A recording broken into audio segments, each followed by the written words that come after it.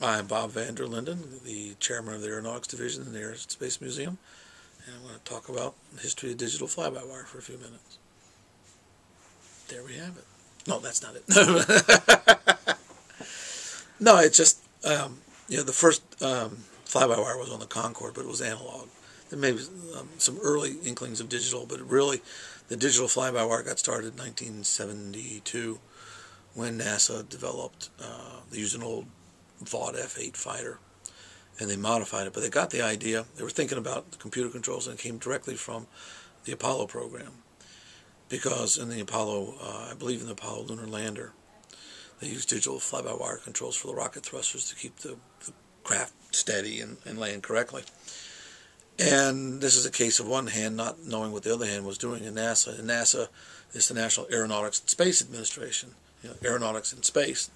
And as the aeronautics people say, the A in aeronautics does come before the S in space, although you couldn't tell it from their budget.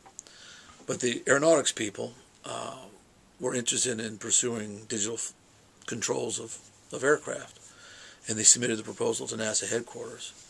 And at that time, Neil Armstrong, the first man to land on the moon, was in charge of examining all these proposals and seeing whether they had merit or not, whether they recommended they go through or not. And he saw the proposal and he's like, we already do this. We've already done this.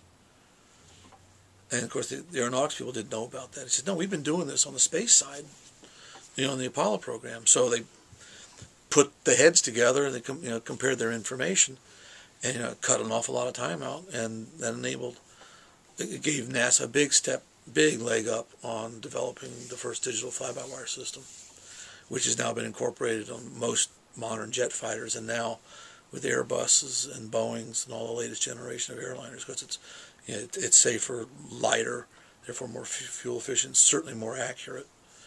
And of course in fighter aircraft it allows them to do all sorts of maneuvers that you can't do, because you can make an airplane unstable but still control it. And that's all because of NASA.